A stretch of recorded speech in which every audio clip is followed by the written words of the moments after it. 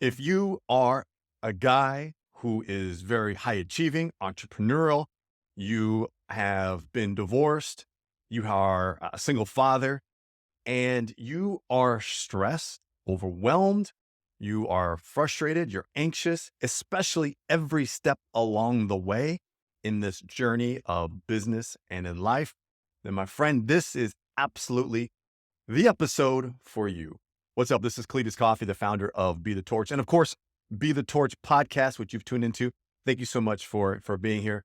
We are on episode number 5 of the power of personal culture. This is 5 of 5. If you haven't listened to the other 4, by all means, get to it. As soon as actually finish this episode, if you have not listened to the others, and then go back and listen to those. Why? This would actually be number 1 in the power of personal culture.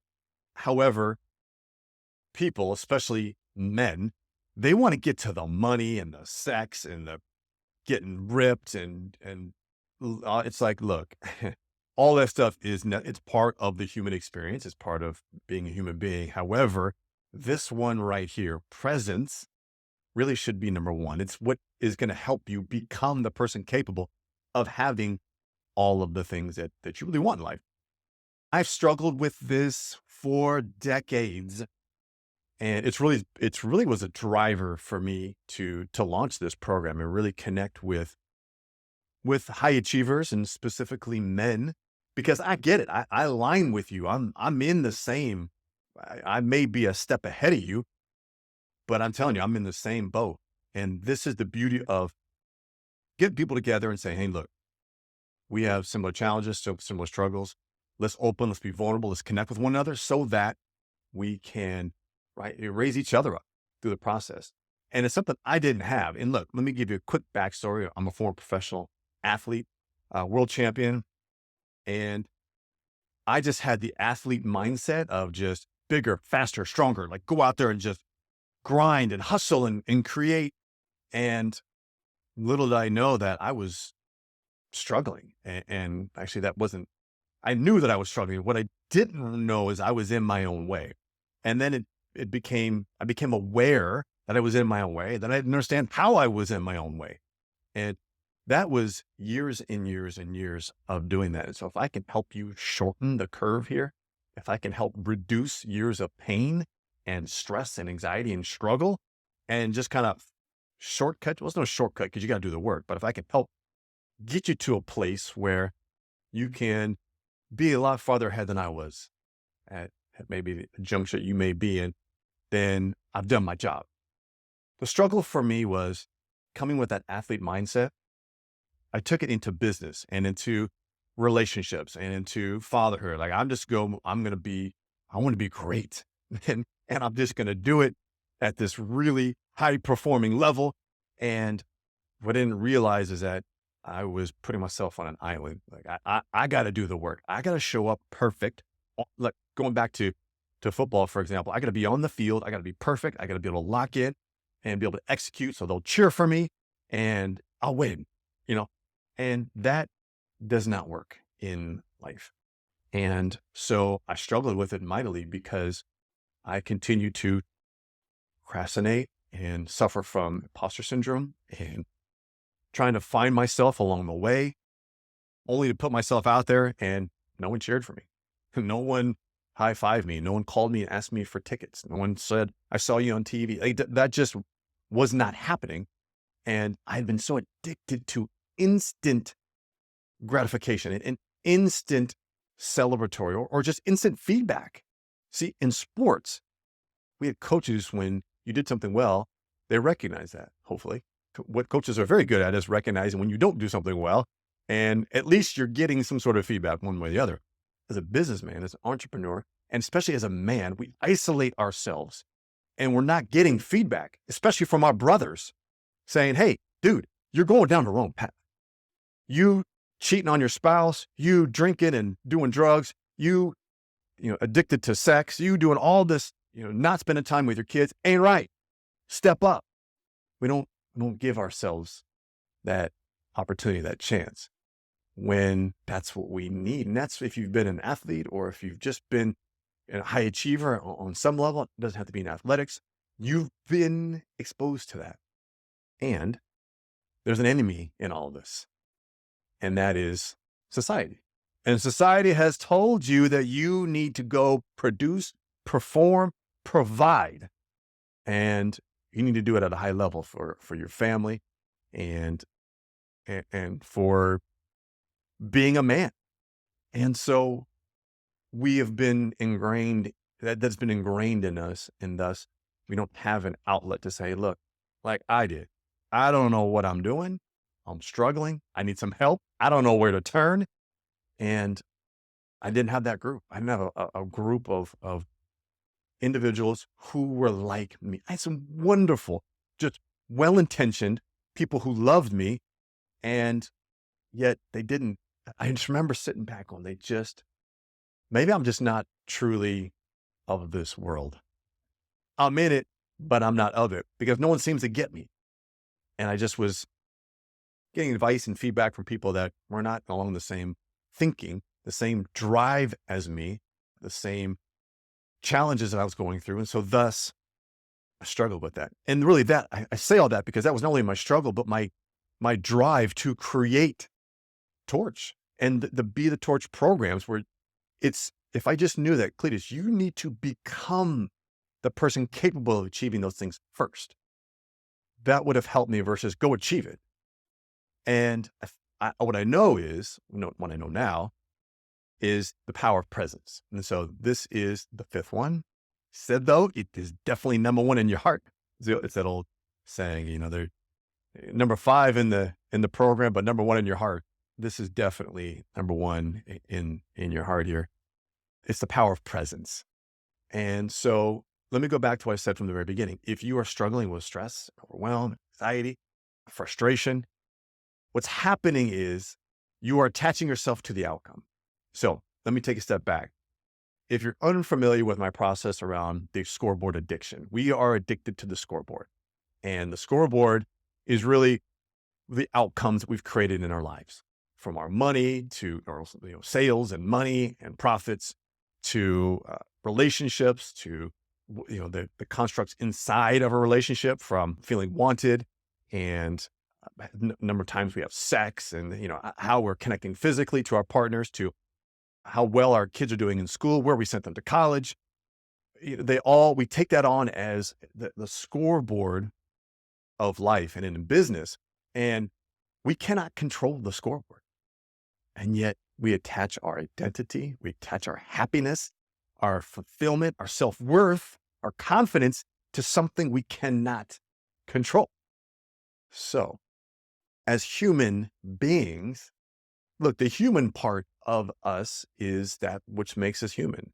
And we have a logical mind, and we strive to create, have a nice roof over our head, and have a car, and have a nice job, and go on vacations, and have a relationship, and have intimacy, and have, the things that make up us being human. The challenge is none of those things are going to make you happy. None of those things are going to provide you the fulfillment and the freedom that you want in your life. I can tell it because I tried.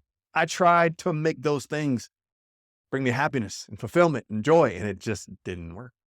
And I now know it to be true. It's just, that's not where it lies. And I always would sit back and go, God, is this it? Like, is this all that is here for me? The constant striving to achieve and accomplish on the scoreboard so that I can feel validated and fulfilled. I finally did it. Look, I created a successful business. Now I'm worthy. Now I'm a man. Man, that does not make you worthy or a man at all. There's another part to being human, and that's being human. And the being part was the part that I had no awareness of. And because that was it. I was not aware. I was not conscious. And so I won't make this whole really deep into kind of the depths of consciousness, other than I'll say, look, consciousness is we're all consciousness. Like, we're all of the same consciousness, and we're just a splinter of it. The humans are just a splinter of it, and you and I are just our own individual splinters of it. Yet the human being part of it The being part was when I would sit back in my room, dark, my relationship was completely torn apart. I was feeling completely unsuccessful, unwanted, unloved. When, man, I know I'm more than just what my bank account says. Feel like I'm trying my hardest. There was a lot of hurdles and barriers that I was not aware of at that time. And yet I just was having, I just felt like I was just the smallest person in the world. And what that means is I was really just attached to the human part of it. And it was hard because those that were around me and that loved me were also attached to the human part of things and were judging me based on my results. Now I get it. Cletus, I got to provide for my family. And yes, that's part of being human. And that doesn't make you who you are. The being part of it is where it comes into place. And I've just got a whole boatload of notes here for you. However, when we look at being versus doing, you and I were taught to do, to hustle, to grind, bigger, faster, stronger. You got to do to create more. And it's that doingness where the stress comes up, the anxiety, the overwhelm, because we're not enjoying the process. We're doing it for doing its sake. And for the most part, for us guys, my man, I'm talking to you, we're doing it because of ego. I know I did. I started my first company not because I was truly passionate about the business, that it was aligned with my purpose in business or in life. It was because I wanted to make money. I wanted to be like my other friends because, see, I came from a football career where we didn't get NFL salaries or from the Canadian Football League to the Arena Football League. It was not anything that we could live on for much time other than my career ended and the very next day I'm looking for a job. So I was of this mentality though, of like, I need to go make money. And all my friends had already started making money, getting stock options and growing their careers. And I was so happy for them. And I was super envious because I was disconnected from myself and I was competing with them. So I started my first business to go kill it and make money. Obviously, the business was unsuccessful. Even when I was in it, I didn't like it. I didn't like the paperwork. I didn't like the calls, conversation. It was so misaligned with who I was. The challenge was that I didn't know who I was. I didn't know how to do the work and understanding that first. So when we are driven to do things, it disconnects us from being, from self, from consciousness, and we start to load up on that stress and anxiety and fear and frustration. And then what happens is you find out that you're not happy. You're not enjoying the process. You're just making money for money's sake because you got to pay the bills and you got to take care of the house and the kids and the food. And now you're there just to produce and provide. And you're disconnected from what the hell am I here to do? And when am I going to feel like I'm aligned with this work that I'm doing? So if you've had that thought, that awesome, there's a first spark of awareness. You're aware that you're just doing for doing's sake, and it's bringing up these feelings. And the feelings you're not getting is happiness, fulfillment, any level of wholeness. And so you're wondering what the heck is going on. When am I going to feel those things? Well, you're not going to find them in doing. This is not going to happen. You're not going to find it on the scoreboard. You're not going to find it on vacation. It's just not the new car. That's not where you're going to find it. You're going to find it in the being realm. And if you can connect to the being realm, it's important to know that presence is where you can start. Because the past doesn't exist, the future doesn't exist. The only thing that exists is the present moment. So we want to be fully present in the present moment and just being ourselves. So this is super simple and yet so difficult, especially in this uber distracted world that we're in. My goodness, I'm seeing dudes in the restroom now who can't even take a few minutes to relieve themselves without being on their phone. If you're a woman hearing this, yeah, this actually happens on a regular basis. Yes, you've heard people using their phones on the toilet, but in the urinal, dude standing up, he's got one hand doing one, and the other hand on the phone. And I'm amazed that they're scrolling social media. They're reading emails while they're using the restroom, and they just can't take a moment to be present just to like handle some business and get out the door. So we're on our phones. They're super distracted. We're distracted with so much going on. Time feels like it's absolutely escaping us, running away. And we haven't taken the time to be present. So if you can be fully present in being, then the process of doing will be fulfilling. It will be enjoyable. It will be, you'll start to see the results that you want from that phase because you're coming from a depth of being, of who you really are. And thus, you're not going to put yourself, your self-worth, your identity up on the scoreboard or on the human dimension. You're going to put it along the being, and that's going to feel a heck of a lot better. So the moment that stress comes in, you have to, you're, let me take a step back. If stress does leak in and you feel it in that moment, recognize that you're putting your attention on some sort of outcome and some sort of achievement, some sort of accomplishment. Because when we're focusing on that outcome, that's where the stress, pops up. That's when the anxiety is all running rampant, and our fears come up because we're focusing on the outcome versus just being ourselves, being present in a moment. Is it real? So presence, first and foremost, is it real? Is the fear that I'm having, the stress, is it real in the present moment?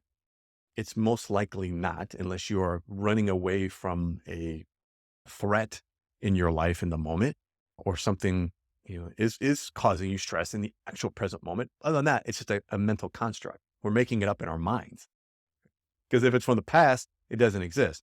And if you're a guy who's lost businesses, you've been through a divorce, maybe you lost custody of your kids, or like my case, I only have my children half the time.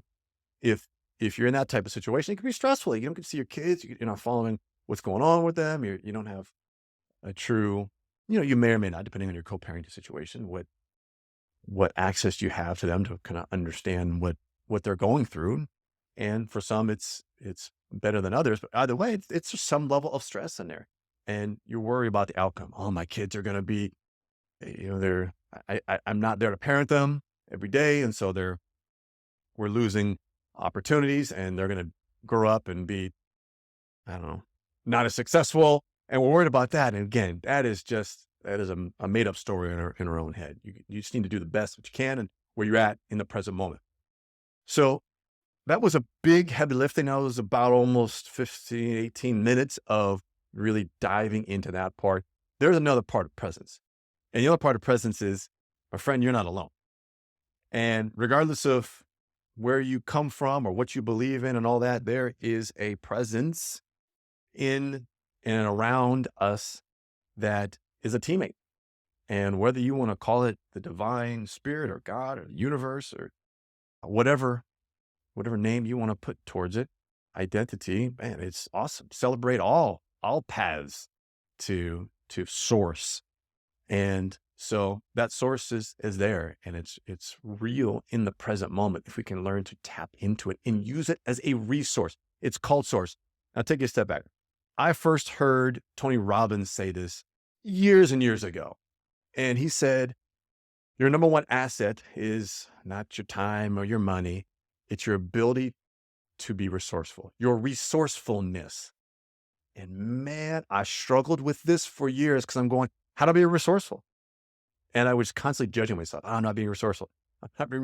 Where's my resourcefulness? And I was causing more stress and anxiety than I really needed to, trying to figure out how to be more resourceful. And when you break up resource, the actual word, it's source, and reconnecting with source, and knowing that being on an island, I'm not going to be able to help myself or my children or the movement that I'm creating from an island. And so, yes, it's reconnecting with other individuals, but also with source, and knowing that there is a divine source, a presence that is here that can help support us. And so making that a daily practice was something that that I really had to incorporate. And so 2 years ago, I made it a habit of connecting to source, being present, and being still on a daily basis. Am I perfect? Hell no. I have my moments. Look, I got the kids, I got to rush, I get them out to school, and then I got to get to work, and I got this meeting and this content to create, and I get disconnected. I get it. Life happens. For the most part, I have been very consistent in repetitions of connecting to source and being in the present moment. And it has served me beyond what I can express here in this podcast. It's obviously something that we need to connect with and talk more about because it's your teammate. And I'll give you a prime example. So you have present, past, and future. In the present moment, there are no problems. See, problems are just made up and about what's happened in our past or what we think perceive could happen in the future. So, however, I was so good and so addicted to looking for feelings of my past. Like I wanted to feel something. And so I would constantly look to my past to feel grief and pain, to feel righteous, to feel like, yeah, I was a victim in that situation. I was, that I did lose my business because of the economy. My wife did leave me because, X, Y, and Z. Look, and then all that was doing was just pulling feelings and information of past just to feed my ego. That's all it was in the present moment. Yeah, you're right. You did get screwed. Yeah, you were. And feel that pain and feel that guilt and feel that shame, all the things that I felt. And it was just suffocating me. And it was just a gigantic hurdle in my way that I just didn't see. Now, what I did understand was the future. Now, the future doesn't exist. And however, what can happen is we can look to the future to pull from our future selves. And what I mean by that is if you haven't done this type of work, this may seem a little bit out there for you. But I'm telling you, once you can learn to tap into future feelings and bring it into your body today, your body's going to start to respond to that. And so I began a process on a daily basis of, affirming and connecting with the feelings that I wanted to feel in the future. So it used to be, oh, I want to make 6 figures. I want to make $250K this year. I want to make $500,000 in profits. And I want to, in my training, I want to run this fast or jump this far, all these numbers. And I never stopped to connect and think about, how's that going to make me feel? Because the body responds to those feelings. And if we can feed our body the feelings that we want to have in the future today, it's going to respond. So imagine I'm in the present moment, and what I was doing was I was pulling feelings of the past, shame and guilt and pain and anxiety and stress, all from stuff that happened in the past that doesn't exist anymore. And my body was responding to that. My Achilles could never seem to heal.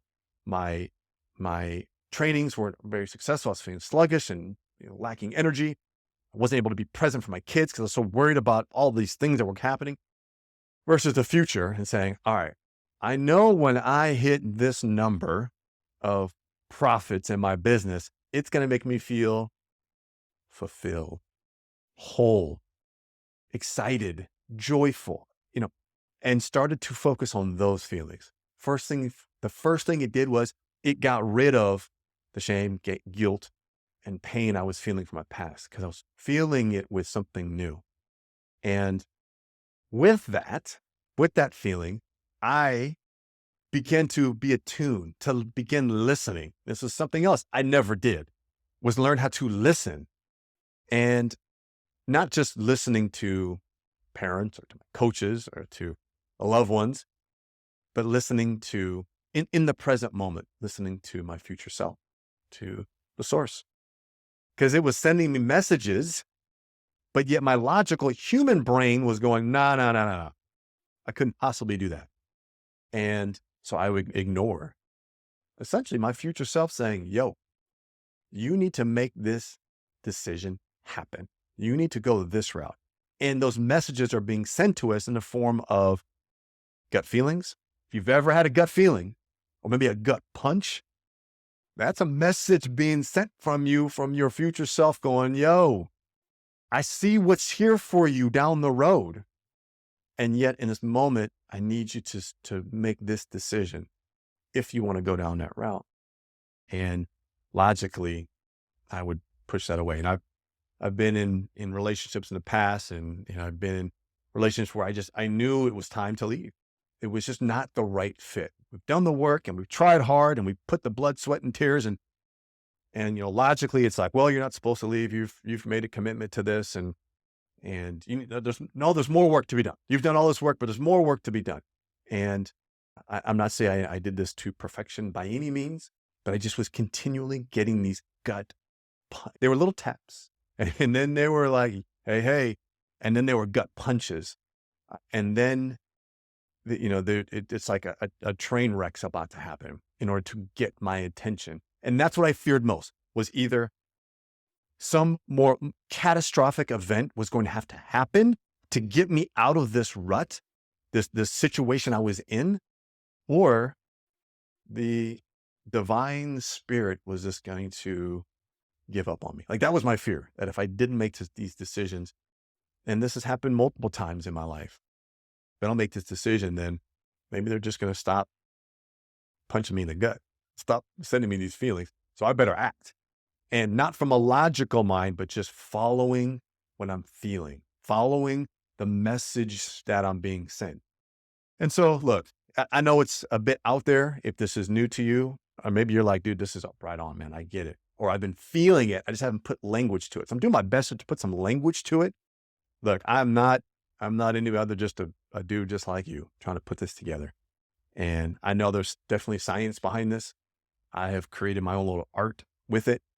And what I know is that as a high achieving man, I'm very into business and being creative. I'm a creator. I like to create things.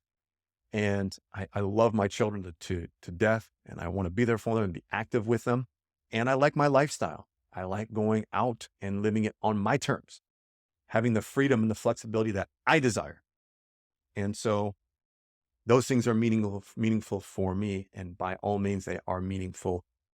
If they are meaningful for you, it's not easy because society is pointing us a completely different direction. But hey, you only have a short time here on this earth.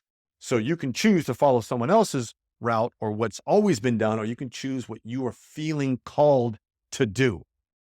And this is where I'm going to end, because that's where I feel so many men stop short. We have been called to lead in a certain capacity, ourselves, our businesses, our children, and we are failing to step up and lead because we're not leading ourselves.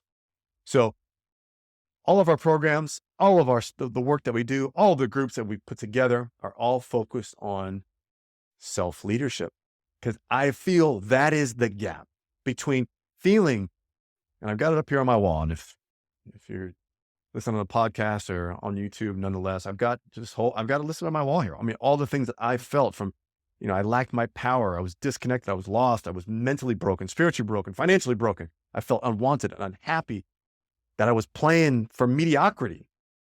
And that just didn't sit with me. And where I wanted to get was happy, fulfilled. I wanted to feel unbreakable, unstoppable.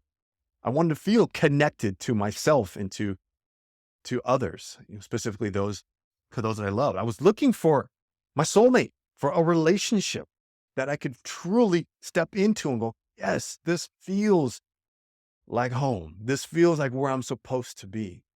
And I struggled to find all those things. And operating from the human dimension, the doingness, was not serving me. And there was times in my life where I was just looking up going, will somebody please come help me? Somebody needs to pull me out of this rut. And the story, if you haven't heard before, it was a dark Seattle night, rainy night, wintry. Pulled up to a hotel. I had dropped off my sons, and I pulled up to a hotel, and I just didn't want to go home. Like, it just was not where I needed to be. And the depression had set in. I was really stressed. I was not feeling like myself, and I was going to check into this hotel and just, I don't know, go somewhere. And I just remember in that car, hoping that would someone just please come knock on my door, just come knock on my window and say, follow me. Here's the thing. Nobody came to my door. Nobody came to help me because no one's going to come help you. You have to help yourself. Now, there's going to be people out there that can support you and that are dying to support you, but you have to do it first. Leadership means to go first. Nobody can help support you, lead you, point in the right direction, make the right connections for you until you do it first. So all of this, being the torch is illuminating your own path. You have to become the torch first to achieve all the things that you want in your life. You have to become it and illuminate your own path. And along the way, it's like moth to a flame. The people that want to support you, that hear your journey, that feel your authenticity, that connect with your vulnerability, are going to help you along the way. So if that is you, self-leadership is the way to get there from a place of being. Oh yes, we do all the human stuff too. We talk about how growing profits and marketing yourself and building up your personal brand to help your business. Like all of that is included in this. Finding that soulmate, connecting with in a relationship that you truly, it helps enhance who you are as a man, as a human being, all that stuff. However, it starts with leading yourself. That is where that's where you get your power back.